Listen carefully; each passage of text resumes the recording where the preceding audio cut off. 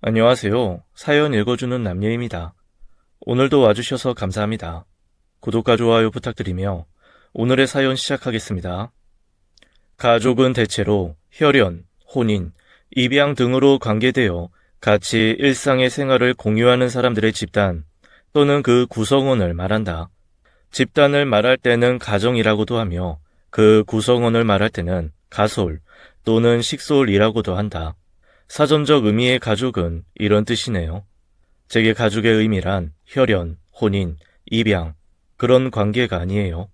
가족은 말 그대로 그 어떤 역경이 오고 힘든 일이 있어도 제 곁을 지켜주는 사람, 그게 가족이라고 생각합니다.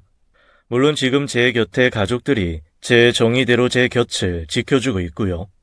아무리 가족이라는 이름을 달고 있어도 남보다도 못한 가족관계 많잖아요. 혈연으로 이루어져 있음에도 피를 갈아버리고 싶은 만큼 철천지 원수 같은 가족 구성원들을 본 적도 있었어요. 그래서 가족은 마음가짐에 따라 분류되는 게 맞지 않을까 싶네요. 제가 미치도록 사랑하고 애정하는 저의 가족이 이렇게 유지되기까지 많은 일들이 있었어요. 처음부터 제 사람들이 아니었습니다. 아내도 처음부터 제 아내가 아니었고 아이도 처음부터 제 아이가 아니었습니다. 지금에서 한참 예전으로 돌려보자면 아내는 다른 사람의 여자였습니다. 저는 그런 아내를 그저 짝사랑하는 있는지 없는지도 모를 아무개 중 한 명이었고요.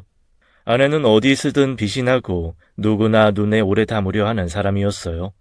그러니 당연히 늘 옆에 연인이 있었죠. 저는 그것만으로도 좋겠습니다.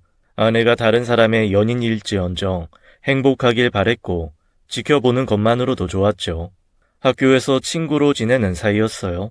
같은 과, 같은 동아리, 같은 모임, 제가 다 따라 들어간 것이었습니다. 지켜보는 것만으로도 제 인생의 유일한 낙이었으니 주인공은 아내, 저는 있는지 없는지 모를 배경처럼요. 아내는 자신만큼이나 눈에 띄고 잘나디 잘난 남자를 만나고 있었어요. 그래서 모두가 아내를 눈여겨봤지만 그렇다고 눈독 들이지는 않았습니다. 그만큼 정말 끼리끼리 만난 잘난 커플이었거든요. 물론 저도 그랬고요. 둘 사이를 방해해서 아내를 독차지하겠다? 그런 건 꿈도 꿔본 적 없었습니다. 이렇게 혼자만 짝사랑을 하다가 그 둘의 결실을 보고 그저 응원하겠지 라는 생각이었죠. 어느 한 연예인을 좋아하는 관중 속 한 사람처럼 말입니다. 내가 끼어들어서 그 둘 사이에 뭘 어쩌겠다는 생각은 단 한 번도 품어본 적이 없었습니다. 그렇게 아내 삶 속에서 조연 일로 살아가던 어느 날, 처음으로 아내가 제게 말을 걸었던 날이 있었어요. 아, 맞아. 너네 집이 대대로 식당 한다고 했었지? 그럼 너도 요리 잘해? 내가 이번 주에 집에 사람을 좀 초대하는데 내가 할 줄 아는 게 하나도 없어서 말이야. 미안한데 나 음식 만드는 것 좀 알려줄 수 있어? 부탁할게. 아내가 할 줄 아는 요리가 하나도 없다면서 사귀던 그 연인의 생일이라 음식 몇 가지를 하고 싶다고 했어요. 그 어느 것 하나 내세울 것 없는 저였지만 집안에서 식당을 하다 보니 유일하게 할 줄 아는 것이 음식이었습니다. 적어도 다른 또래들보다는 잘했어요.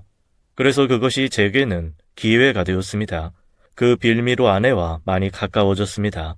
물론 딴 놈에게 해줄 음식이었고 그깟 일로 가까워지리라고는 꿈도 못 꾸었지만요. 그런데 가까워질수록 아내 또한 저처럼 연인 앞에서는 한없이 을이라는 걸 알게 되었습니다. 아내의 집안이 그리 좋지 않아서 그렇게 요리를 해주는 식으로 만나는 남자에게 마음을 표현했고, 만나는 그 남자는 그런 아내의 마음을 몇 번이고 무시하는 것을 제가 곁에서 알게 되었습니다. 어떤 날은 울기도 하고 제게 서러움을 내비치기도 했었어요. 그 사람 원래는 착한 사람이야. 내가 부족해서 그래. 집에서 나 때문에 반대가 심하니까.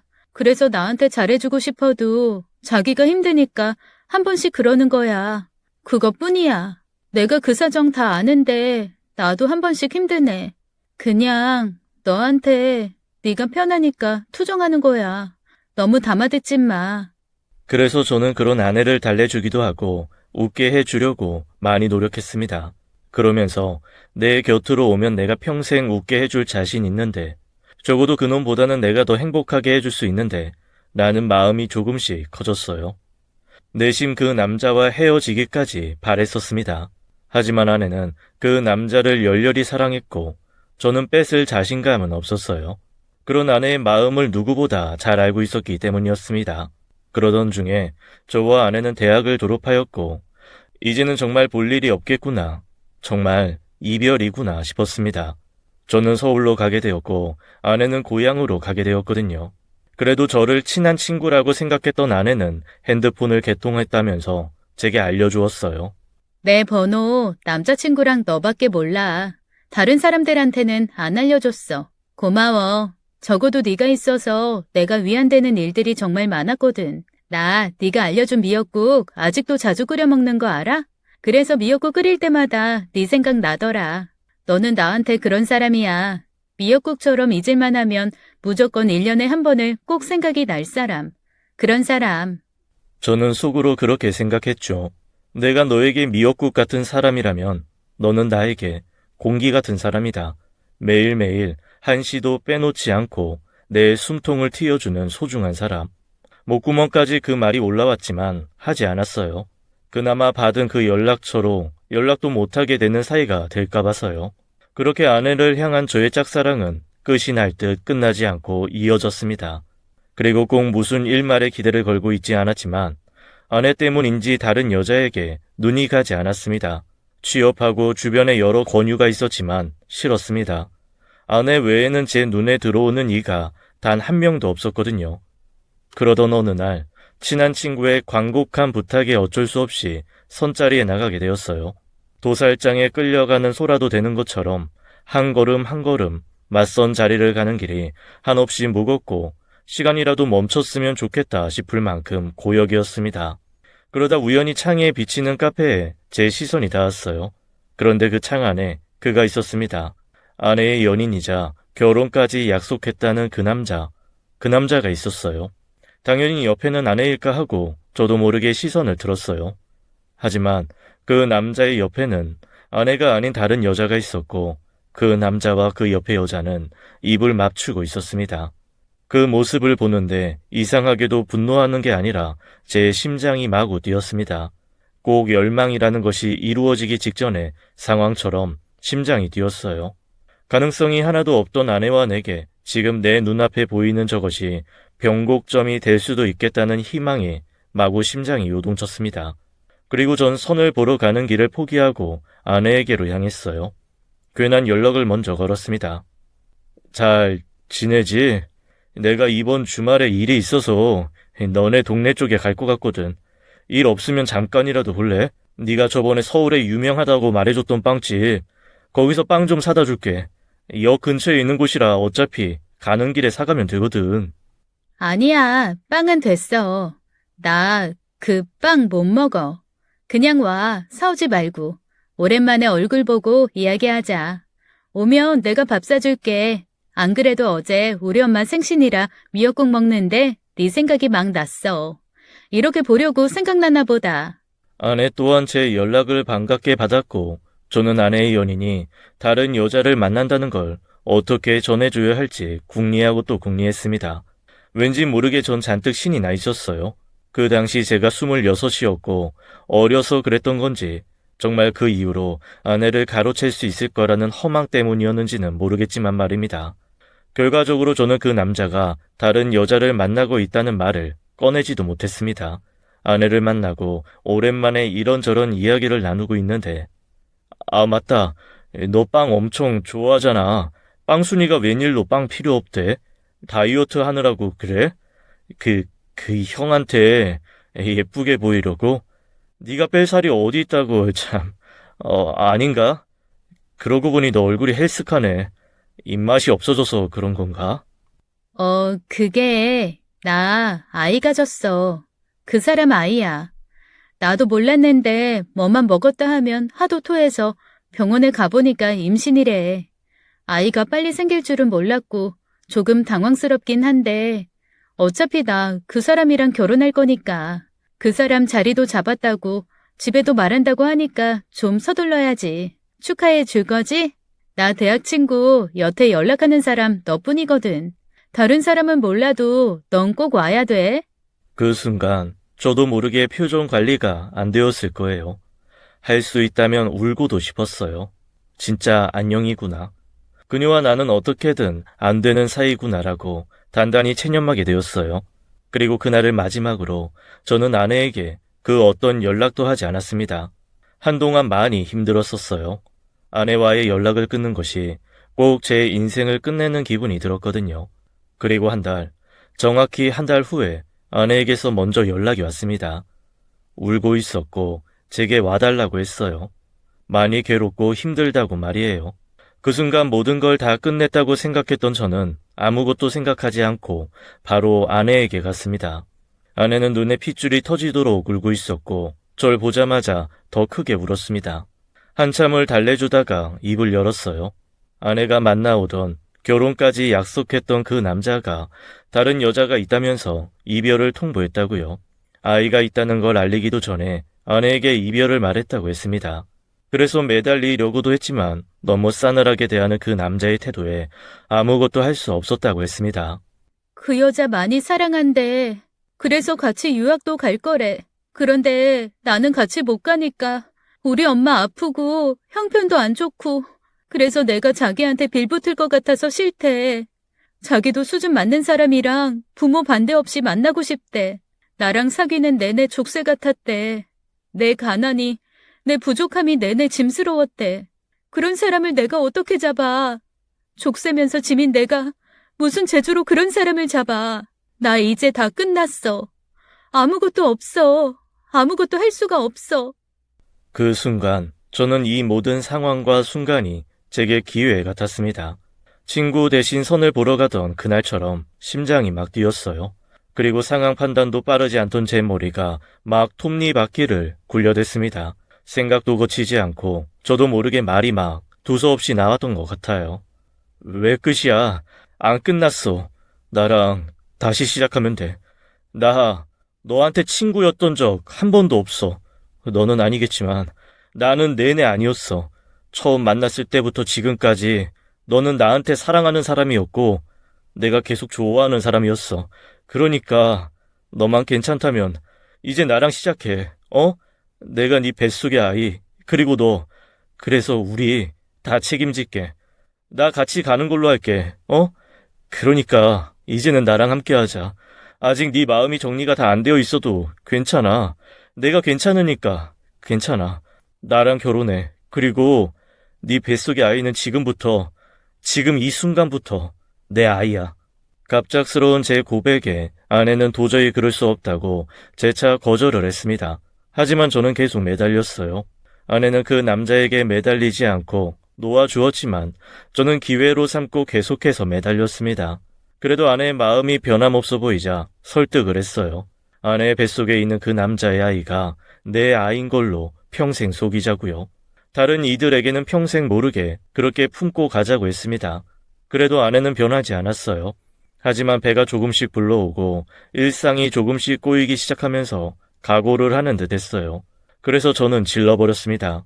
저희 부모님께 먼저 내질러버렸어요. 제게 아이가 생겼다고 말입니다. 엄마, 나 아이가 생겼어. 내 여자친구가 내 아이를 가졌대. 그래서 나 결혼을 좀 서둘러야 할 것 같아. 이해해 줄 수 있지? 뭐? 너 이제 겨우 26인데, 에? 여자친구 있다는 소리 한 번 없고 변변히 여자도 못 만나는 것 같더니 네가 여자? 게다가 만나는 여자가 있었고 그 여자가 애를 가져? 세상에 진짜 믿을 놈 하나 없다더니 내 새끼부터 못 믿겠네. 장난 아니고 진짜로 네 아이가 생겼다고? 오늘이 만우절이던가? 이놈이 헛소리 자꾸 하네. 그만큼 저는 연애 한 번 제대로 한 적이 없었어요. 그래서 그 소식에 놀라움보다는 의심을 하시더라고요. 그래도 불도저처럼 밀어붙였고 아내는 제게 끌려오듯 조금씩 제 사람이 되고 있었어요. 아내는 죄책감으로 저는 원하는 걸 잃었다는 성취감으로 시작했습니다. 정말 행복했어요. 내 아이가 아닌들 상관없었습니다. 아내의 모든 연애사를 제가 관람객처럼 다 보았고 다 알고 있었잖아요. 당시에 아내가 어떤 마음이었는지 또 어떤 각오로 제 손을 잡았는지도 제가 다 봤잖아요. 다 들었잖아요. 그래서 부정적인 그 어떤 마음도 들지 않았습니다. 이미 아내에게 손을 내민 그 순간부터 저는 아내의 남편이었고 우리 아이였습니다. 거짓말을 했다는 게 마음에 걸리거나 하는 것도 하나도 없었습니다. 누군가를 속였다는 죄책감조차도 아내와 함께 한다는 기쁨에 다 가려졌습니다. 넘볼 수 없을 만큼 대단히도 보였던 아내의 그 남자는 아내를 보잘것없이 보았고 낮은 담처럼 여겼지만 저는 달랐고 저희 부모님 또한 달랐습니다. 아내를 온전히 그 모습 그대로 바라봐 주었고 복덩이라고 하셨어요. 장인 어른이 몸이 불편하고 아프셔도 집안이 좋지 않아도 신경 쓰지 않으셨습니다. 오히려 그런 아내를 대견해 하셨습니다. 어쩜 아버지 병간호 하느라고 많이 힘들었겠네. 안사돈도 대단하고 우리 며느리도 대단하고 우리 아들놈이 멍청이 같아서 어디 여자나 제대로 만날까 내내 걱정이었는데 속도 위반을 하기는 했지만 이렇게나 예쁜 며느리가 들어왔어. 살면서 힘든 거 있으면 언제든지 말해. 우리 손주도 이렇게나 빨리 만들어줬는데 내가 뭔들 못해줄까. 할 수만 있으면 우리 며느리 없고 내가 동네방네 온 세상 다 자랑하고 싶을 지경이라니까. 진짜로 우리 아들이 여태껏 제일 잘한 게 우리 며느리 모셔온 거라니까. 아내와 어머니는 사이가 무척이나 좋았습니다. 소심하고 내성적인 저와는 달리 어머니는 호탕하신 편이셨고 어쩌면 저와 같은 느낌의 아내를 많이 이끌어 주셨거든요. 그리고 아내 또한 죄책감 때문에 어머니를 어려워했지만 지속적으로 잘 챙겨주는 어머니의 모습에 마음을 열었습니다. 아내와 저는 아이를 출산하고 식을 올리기로 약속했고 혼인신고를 먼저 했습니다. 그리고 혼인신고하는 날 제대로 프로포즈를 했어요. 반지 하나 주지 않고 제가 매달리듯 따는 아내의 마음인지라 내내 불편했거든요. 그래서 퇴근길에 아내를 불러서 반지를 끼워 주었습니다. 그런데 조금은 슬펐어요. 제게 반지를 받은 아내가 기뻐하기보다는 울면서 미안했습니다. 진작에 아내가 어떨지 알고는 있었지만 서글펐습니다. 이 사람은 내내 나에게 죄책감과 미안함이라는 감정만 가지겠구나. 아내에게 나는 사랑하는 사람이 아닌 구원자뿐이 못되겠구나 싶었어요. 우는 아내를 달래주면서 말했습니다. 앞으로 웃게만 해줄게. 나한테 미안해하는 게 아니라 내가 보고 싶어지고 내가 궁금하고 나를 사랑할 수 있게 그렇게 할게 내가. 당신은 아무것도 안 해도 돼. 내가 다 할게. 정말 미안해. 그리고 나도 노력할게. 당신한테도 잘하고 어머니한테도 아버님께도 정말 최선을 다할게. 평생 고마워하면서 살게. 고마워. 그 누구도 행복하지 않은 프로포즈를 하고 저는 각오했습니다. 뭐가 되었던 난 처음부터 아내의 유일한 사람이다. 과정이 뭐가 어찌 되었던 유일한 사람이다 라고 말이죠. 아내는 아이를 낳았고 걱정과는 달리 아이가 아내와 붕어빵이었습니다. 딸이었고 정말 예뻤습니다. 제게 하늘이 내려준 천사는 아내뿐인 줄 알았는데 우리 딸아이도 포함이었네요. 막 낳은 아이를 제가 아는 순간 여태껏 제가 살면서 겪어본 그 어떤 감정에도 비할 수 없었어요. 수많은 표현들 중에 바로 든 생각이 은총이라는 단어였습니다. 제 품에 안긴 딸아이가 이 세상에서 유일하게 제게 내려진 은총 같았습니다. 그리고 괜한 생각이겠지만 아내의 뱃속에 있을 때 내내 저와 함께해서 그런 건지 저를 닮은 것 같아 보였습니다. 딸아이가 자라는 동안 제가 발견한 것들이 그랬어요. 말투를 저를 빼다 박았고 화가 나면 입술을 웅 앙다무는 것도 저를 닮았어요. 모르는 게 있으면 질문부터 하는 게 아니라 혼자 한참을 생각하다가 떠보든 물어보는 것도 절 닮았습니다. 결정적으로 공부머리가 좋았어요. 그건 분명 절 많이 닮았습니다. 그리고 아내를 위하고 잘 따르는 것 또한 저를 빼다 박았습니다. 그만큼 수를 셀 수 없을 만큼 딸아이는 저를 많이 닮아 있었습니다. 그래서 저는 딸아이에게 아빠 붕어빵이라고 부르곤 했었습니다. 아빠 미님이 아빠 붕어빵 오늘도 재미있게 놀았어? 아닌가? 에이 아주 입이 대빨 나왔네. 이것도 날 쏙 빼다 맞다니까. 기분 나쁘면 요 입부터 내미는 거 말이야. 그렇지. 동네 사람들이 예쁜 며느리 닮았다고 천만 다행이라고 놀려도 저런 거 보면 딱 지 아빠라니까. 그래도 얼마나 다행이냐. 딸은 아빠 닮는다는데. 우리 예쁜 며느리 닮아서 우리 아들 돈 굳었잖아. 생긴 거 빼고는 그래도 다 너야. 많이 닮았어.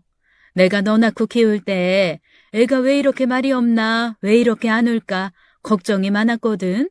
그런데 키우면서 보니까 애기가 생각이 너무 많아. 그래서 생각을 많이 해서 입을 안 열었던 게야. 네 딸이 딱 너야. 너 어릴 적처럼 생각이 많아.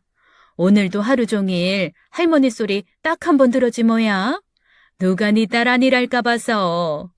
그렇게 제가 딸아이와 저의 공통점을 이야기하고 저희 어머니가 이야기를 할 때 좋았습니다. 하지만 곁에 있던 아내는 그럴 때면 눈을 내리깔고 숨죽이고 있었어요. 좋아하지 않고 미안해하고 죄송해했습니다.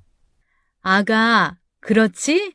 네 남편이랑 딸내미랑 아주 똑같다. 두고 봐라. 저 녀석이 어릴 때 얌전한 척은 다 하고는 사고 많이 쳤거든. 우리 손주도 잘 지켜봐야 돼. 저런 얌전한 애들이 사고를 자잘하게도 안 쳐요. 너네 속도 위반했을 때 내가 기가 차면서도 그럼 그렇지 했다니까. 어쩐지 여태 조용하더라 했다니까. 네, 아빠 바라기라서 조금씩 더 닮아가는 것 같기도 해요. 말투도 비슷하고 많이 비슷해요.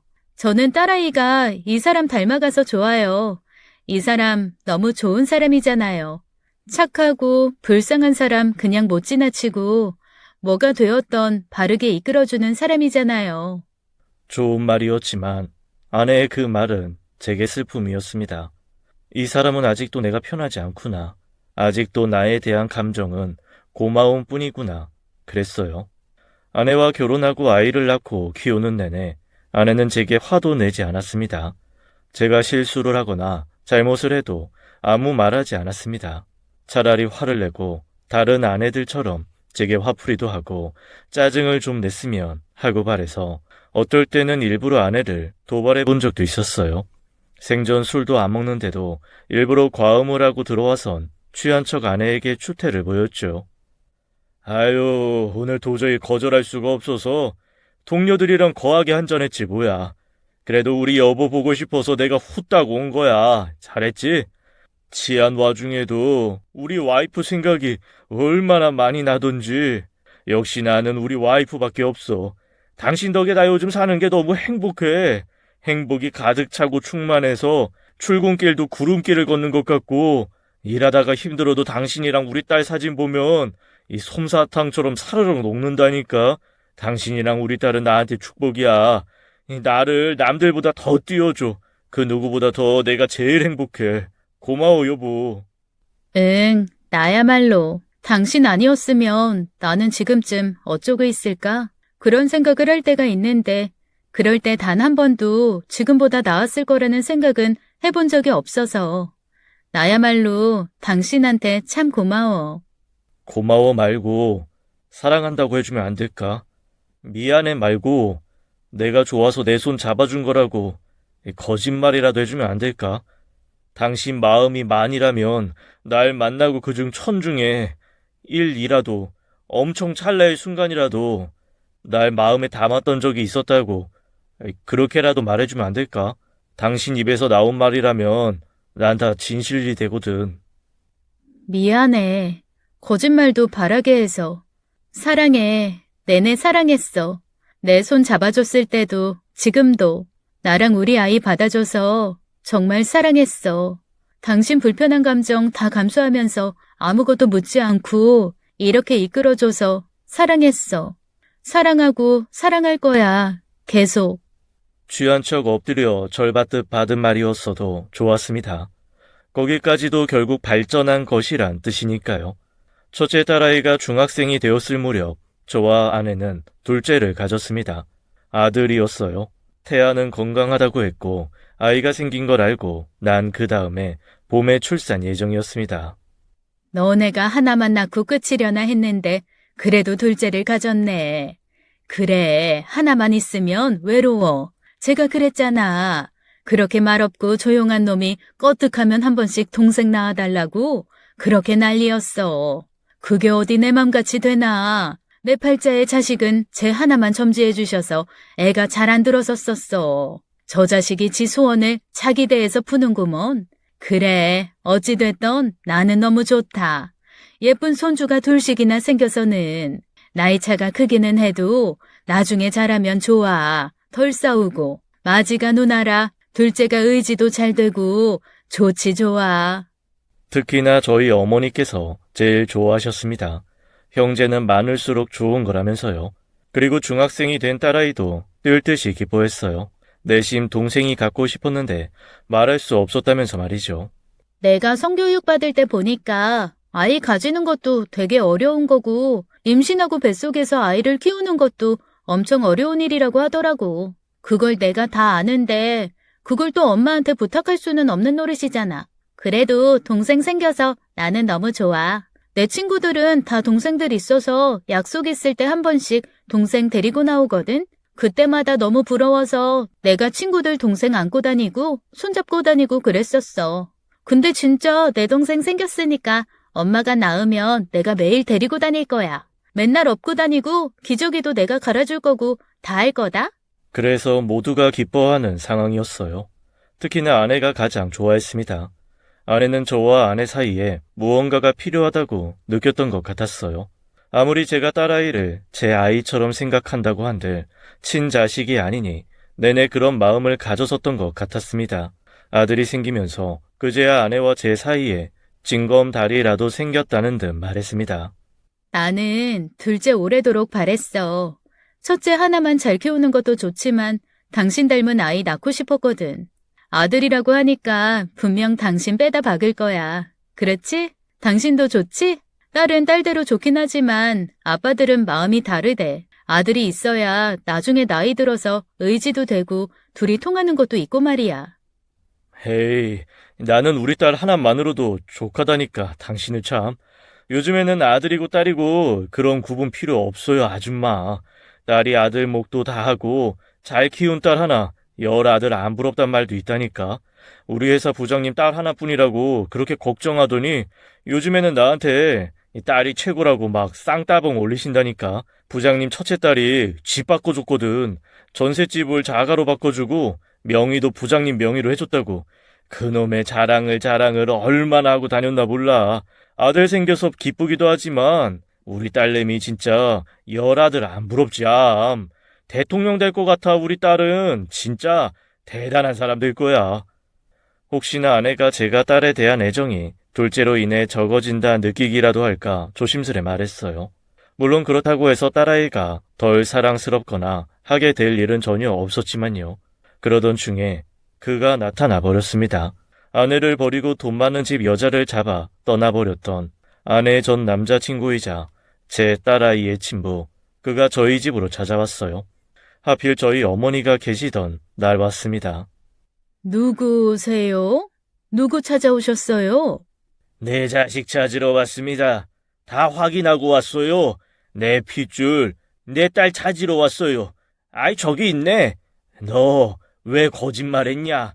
내 아이 가졌으면서 왜 나한테 그때 말 안 했어? 내 자식 내놔. 그 남자는 아내를 발견하고는 다짜고짜 딸아이를 달라고 했습니다. 자기 핏줄이니까 자기 모르게 낳고 키우는 게 용납이 되질 않았다고 말이에요. 무슨 상황인지 파악도 안 되는 상황에서 그 남자는 아내를 붙들고 윽박 지르면서까지 아이를 내놓으라고 말했고, 아내는 그저 얼어붙어서는 아무 말도 못하고 있었죠. 그때 제가 퇴근하고 집으로 들어섰습니다. 전 바로 한눈에 그 남자를 알아보았어요.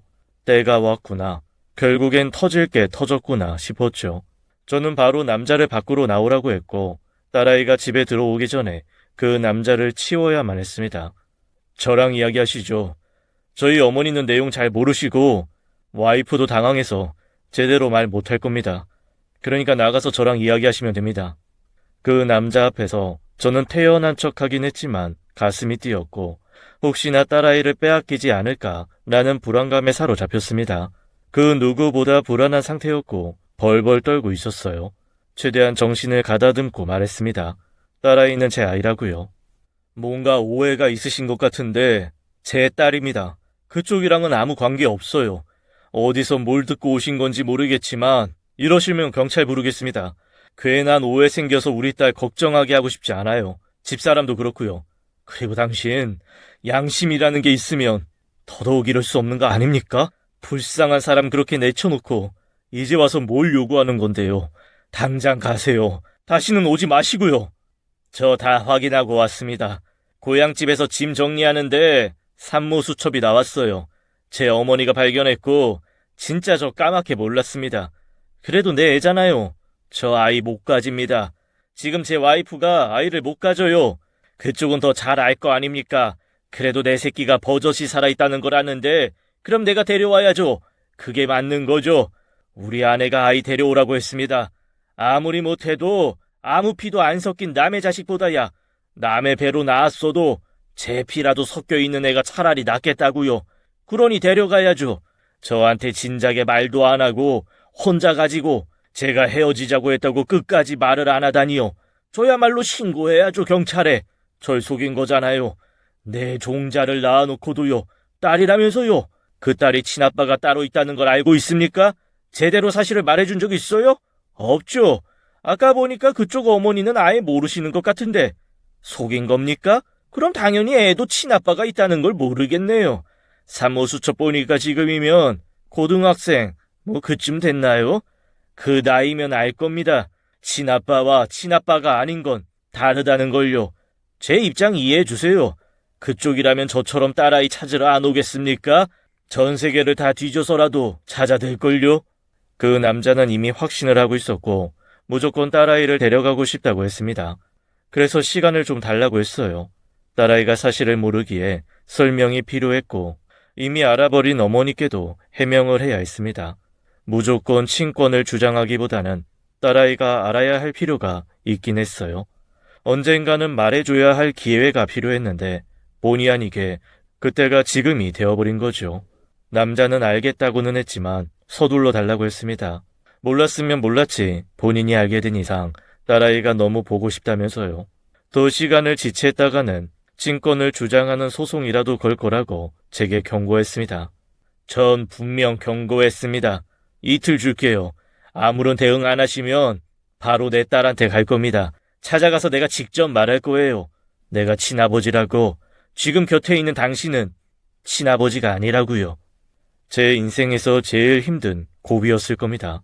모든 걸 다 오픈하기에는 복잡했고 아이가 알게 되면 분명 정서적으로 혼란스러울 것이며 우선은 이미 알아버린 어머니와 아버지께 어떻게 설명해야 할지 힘들었습니다. 남자가 떠나고 전 다시 집으로 돌아왔어요. 집안 분위기는 심각했고 아내는 고개가 거의 바닥에 닿을 만큼 숙이고 있었습니다.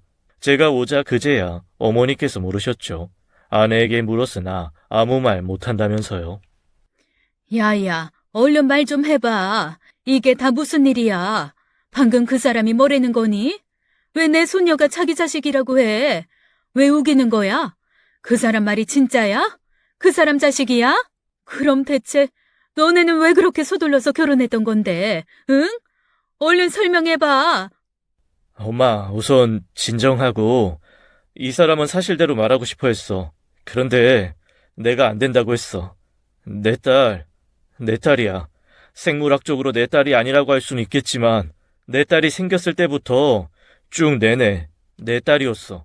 한 번도 아니었던 적 없어. 내가 그러자고 했어, 엄마. 이 사람 원망하지 마. 제 말이 끝나자 어머니는 어어 하시더니 쓰러지셨어요. 시작은 작은 비밀이라 생각했지만 아이가 자라듯 비밀도 너무나 커져서 걷잡을 수 없었나 봅니다. 저는 모두를 위한 선택이라고 생각했는데 어머니가 쓰러지시고 다른 가족들의 비난을 받으며 생각해보니 진작에 밝힐 것을 실수였나 라는 생각을 하게 되었습니다. 다른 사람을 위해서라는 핑계로 어쩌면 제 자신이 제일 속편하기 위해 그랬던 것 같기도 했어요. 그게 뭐라고 그렇게 속이고 살았냐? 이제 와서 친자식이고 아니고가 뭐가 중요하다마는 네가 잘못한 거다. 차라리 속이지 말고 설득을 했었어야지. 사실대로 말을 하고 설득하는 과정을 거쳤으면 이런 일이 없지 않았겠냐. 네 입장에서는 감추는 게 미덕이라고 생각했겠지만 아니야. 미련하고 이기적인 거다. 우린 둘째치고 우리 손주, 네 딸한테는 어떻게 설명할 거야. 이제 고등학생인데 한참 예민할 때 여태 친아버지인 줄 알았던 네가 친부가 아니라는 걸 알면 그의 충격을 어떻게 알 거냔 말이야. 그저 시간만 질질 끌고 아무런 해결도 못하던 찰나에 그 남자는 결국 친권을 주장하는 소송을 걸었습니다. 아내가 작정하고 속여서 아이를 빼돌렸다고 주장하더군요.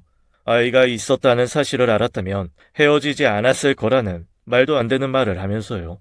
그리고 그 사이에 그 남자는 딸아이 학교로 찾아가 아이를 만나고야 말았습니다. 제가 설명을 하기도 전에 말이에요. 학교에서 막 집으로 돌아온 딸아이가 제게 말했습니다. 어떤 남자가 자신을 찾아와서 친아버지라며 말을 걸었다고 말이죠. 그러면서 제가 친아버지가 아닌 딸아이를 훔쳐간 사기꾼이라고 말입니다. 저는 너무 놀라서 아무 말도 못하고 있는데 그때 딸아이가 말하길. 정말이야? 아빠가 날 뺏어가서 내 친아빠가 나랑 헤어진 거야? 엄마랑 아빠가 작정하고 속여서 내가 친아빠를 모르고 산 게 진짜야? 아니야, 그게 다 무슨 말이야. 그거야말로 다 거짓말이야. 아빠는 우리 딸을 뺏은 적이 없어. 뺏은 게 아니라 네가 생겼을 때부터 진작부터 넌 내 딸이었어. 굳이 구분을 하자면 내가 친아빠가 아닌 건 맞는데 난 네 아빠 아니었던 적 단 한순간도 없어. 오히려 그 남자가 내내 네 아빠가 아니었잖아. 그건 네가 제일 잘 알고 있잖아. 그렇지? 어른들 문제니까 잘 정리해서 해결할 거야. 그러니까 걱정하지 마. 다만 미리 말 못해줘서 미안해. 아빠는 네가 내 딸이 아니라는 생각을 해본 적이 없어서 그래서 그랬어. 그런데 딸아이는 울거나 놀라거나 화를 내기보다는 차분했습니다. 오히려 저보다도 더 덤덤했어요. 그리고는 제 말 끝에 바로 말을 이어나갔습니다. 나 알고 있었어. 초등학생 때 엄마랑 아빠랑 이야기하는 거 들은 적 있어. 그런데 할머니랑 할아버지는 모르시는 것 같더라고. 그때는 많이 슬펐는데 엄마랑 아빠가 그렇게 둘이만 꽁꽁 감추는 것 같아서 그래서 사실 좋았어. 계속 그렇게 감춰줬으면 했어. 아무도 모르게. 그런데 회방꾼이 나타난 거지? 그 아저씨가 괜히 나타나서 엄마랑 아빠 힘들게 하는 거지? 난 다 알아. 아빠가 어떤 사람인지 내가 제일 잘 알아. 아빠는 누굴 망쳐놓고 뺏고 그런 사람 아니야. 할머니가 그랬어. 내가 아빠를 많이 닮아서 천성이 유순하고 다투는 거 싫어하고 남의 맘에 상처 주는 거 무서워한다고. 아주 똑 닮았다고 했어. 그러니까 아빠가 잘못한 건 하나도 없어. 없을 거야. 난 아빠 믿어. 그리고 엄마한테도 실망하지 않았어. 여태까지는 엄마랑 아빠 둘이 한 팀이었을지 몰라도 이제는 아니야. 나까지 3명이야. 알겠지? 저는 딸아이의 말에 처음으로 눈물이 났습니다. 딸아이 말대로 저는 급격하게 감정이 변화되는 상황을 만드는 것도 싫어하고 제가 상처받고 힘든 것도 싫지만 다른 사람을 그렇게 만드는 것도 싫어합니다. 그래서 살면서 크게 울어본 기억이 없어요. 절 울게 할 수 있는 건 아내뿐이었는데 딸아이도 절 단번에 무장해체 시켰습니다. 저도 모르게 그간 비밀을 감춰왔던 긴장이 풀렸는지 펑펑 울었습니다. 딸아이가 그런 저를 안아주고 눈물을 닦아주었어요. 꼭 그간의 모든 근심이 다 씻겨 내려가고 보상받는 기분이 들었습니다. 충격을 받아 쓰러지셨던 어머니가 깨어나셨고 일어나셨다는 연락에 아내와 저는 급히 본가로 달려갔습니다. 그런데 깨어나신 어머니는 아내를 보자마자 옆에 있던 휴지 박스를 내던지셨어요. 보고 싶지 않다고 속이고 거짓말하는 며느리인 줄 알았다면 진작부터 받아주지 않았을 거라며 일부러 더 차갑게 말씀하셨습니다. 그러자 아내는 아무 말도 하지 않고 자리를 비켜주었어요. 여태까지 아내는 단 한 번도 뻔뻔하게 우리 가족들 앞에서 당당한 적이 없었습니다.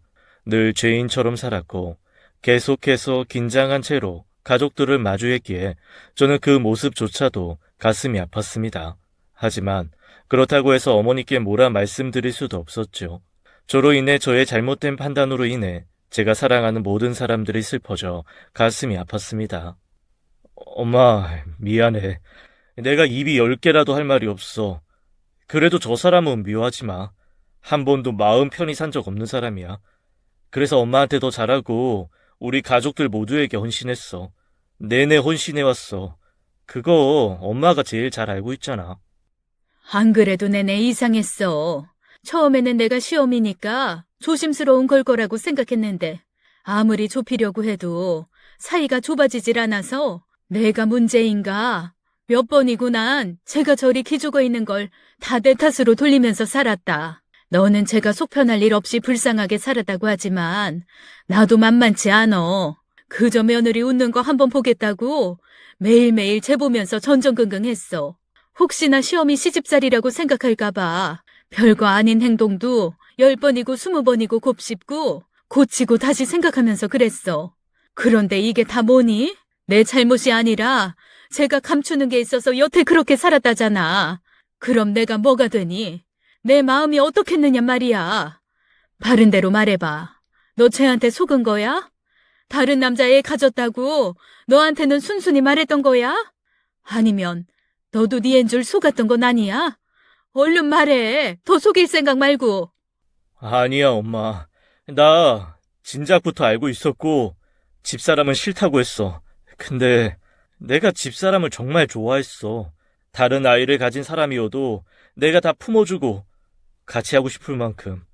그러니까 엄마, 날 봐서라도 우리 딸, 내 딸 봐서라도 좀 봐줘. 저 사람 좀 좋게 봐줘. 다 내 의지였고 내 고집이었어. 저 사람은 끝까지 싫다고 했었어. 그리고 다른 남자 자식이어도 여태 내가 정말 내 새끼처럼 키웠으니 내 자식인 거야. 엄마도 그래. 엄마는 내 딸이 엄마 손주가 아니라고 말할 수 있어? 모든 사실을 알게 된 지금 상황이어도 아니라고 할 수 있어? 뭐가 어찌 되었든 이제 어쩔 거야. 어? 애 아빠가 당연히 자기 자식 달라고 하지. 애 뺏기면 어쩔 거냐고 이 녀석아. 걱정 마. 그 사람이 하는 말 다 거짓말이야. 진작에 집사람이랑 우리 딸이랑 대차게 버린 사람이라고. 단 한순간도 그 사람 딸이었던 적 없어. 딸인 것도 모르고 살았을 거야. 소송으로 겁주려나 본데 친권 주장은 어림도 없지. 친권의 뜻도 제대로 모르는 모양이야. 변호사도 알아봤는데 무조건 우리가 승소한다고 했어. 미쳤다고 내 자식 두 눈 뜨고 뺏기겠어? 다 잘 될 거야. 엄마 마음부터 풀어줘. 집사람 좋게 봐줘. 원래대로 그대로 봐줘. 달라질 건 하나도 없어. 여태 살아온 대로 그대로 살면 되는 거야. 아무것도 뺏기지 않고 말이지. 그러니까 엄마랑 아버지만 그 사람 잘 봐주면 돼. 선입견 갖지 말고 온전히 그대로.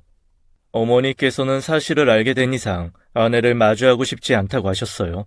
그래서 저는 어머니에게 강요와 설득을 하기보다는 나름 생각하실 시간을 드렸죠. 제 어머니이기에 끝까지 매정하시진 않을 것이라는 확신이 있었거든요. 조금만 더 기다리면 이전으로 돌아갈 수 있을 거라고 희망을 가졌습니다.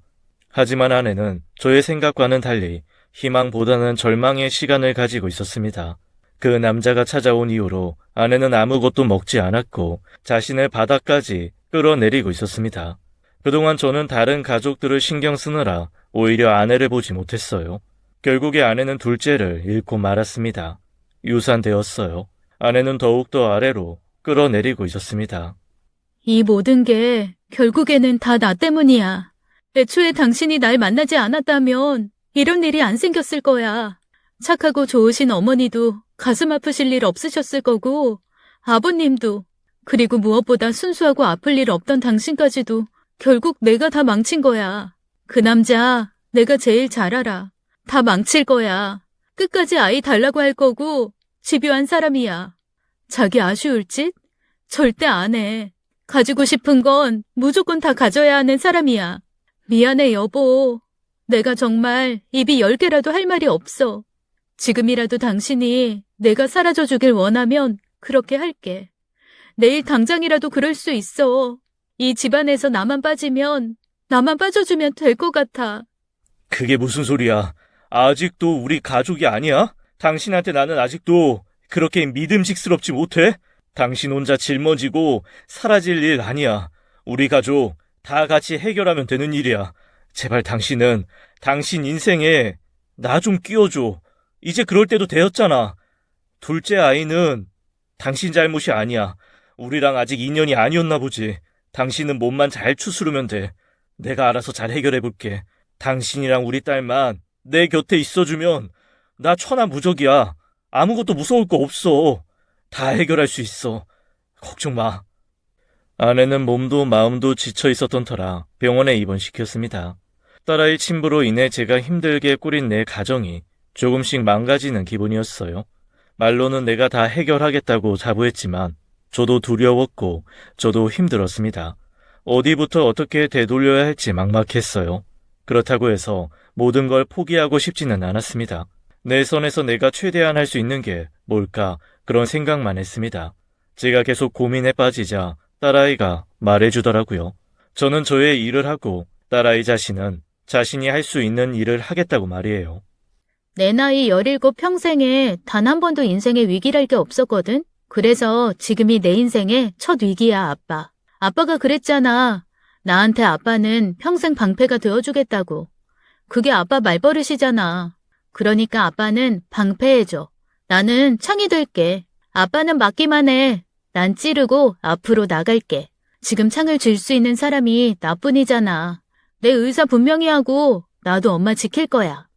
그 당시에는 그저 딸아이가 어린 치기의 한 말이라고 생각했는데 정말 딸아이는 자신의 방식으로 저와 아내를 지켜주었습니다. 소송에 한번 패한 딸아이의 친부는 또다시 소송을 이어간다며 제게 경고했었어요. 반드시 딸아이를 데려갈 거라고 말이죠. 그런데 이상하게도 다시 소송을 걸지 않고 잠잠했습니다. 어차피 안 될 게 뻔하니 지레 겁먹고 관둔 거라 여겼어요. 하지만 그런 게 아니었습니다. 소송을 거는 게 아니라 저에게 전화를 걸더라고요. 당신 딸이 찾아왔어요. 자기한테는 아빠는 한 명이라고. 제가 생물학적으로 아버지가 맞을지는 몰라도 죽을 때까지 정붙일 자신도 없고 그러고 싶지도 않다고요. 저로 인해서 딸아이 가족들이 모두 불행해졌다면서 제 탓이라고 우는데 솔직히 저도 아빠잖아요. 마음 아프더라고요. 그렇게 해서까지 데려오는 게 무슨 의미일까 한참을 생각하다가 결론 내렸어요. 그냥 내 친딸이 행복하길 바라는 게 낫겠다는 생각이요. 저희 부부 입양할 겁니다. 어쩌면 그쪽도 입양 같은 거잖아요. 친자식 아닌데 친자식보다도 더 귀하게 키우고 있으니 말이에요. 더는 연락도 하지 않겠다고 약속했습니다. 그리고 딸아이 잘 키워주셔서 감사합니다. 저라면 어땠을까 생각해봤는데 저라면 그렇게까지 키우진 못했을 것 같아요. 그리고 애엄마 배신한 것도 맞고 제가 먼저 버린 것도 맞고요. 그럼 잘 사세요.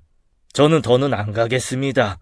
딸아이가 몇 번이고 그를 찾아가서 설득했다고 했습니다. 그리고 입원한 아내에게 다 끝났다고 전해주려고 찾아가니 아내가 입원한 병실에 어머니가 와 계셨습니다. 입원한 아내가 걱정이 돼서 오셨다고 하시는 거예요. 너도 키웠지만 나도 키웠어. 내 손주 내가 걔 태어났을 때도 안았고 내내 키웠었어. 너희만 키운 거 아니야. 나도 그래. 며칠 밤을 고민했다. 내 아들 자식이 아니라는데 내가 어떻게 봐야 하나. 며느리가 밖에서 가져온 아이라는데 어떻게 봐야 할지 자신이 없었어. 그래도 그렇다 한들 여태 잘하는 건 내내 보고 우리 손주 걷는 거 말하는 거 할머니 나 부른 거 내가 다 보고 키웠는데 그런 애가 어떻게 내 손주가 아니야. 그리고 나한테 찾아와서는 엄마랑 아빠 용서해달라고 빌더라. 지가 남의 새끼여도 할머니는 그대로 할머니라고. 아빠 자식 아니어도 아빠 자식 아니었던 적 단 한 번도 없었다고. 그렇게 말하는 애한테 뭐라고 할 수 있겠어. 내가 어른인데 내 앞에서 더 어른스럽게 말하는 내 손주한테 내가 뭘 더 고집하겠어.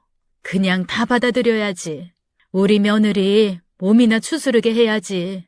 없었던 일로 하고 다시 우리 가족 해야지. 나도 내 손주 며느리 잃기 싫다. 어머니는 우셨고 자고 있는 줄 알았던 아내 눈에서도 눈물이 흘렀습니다.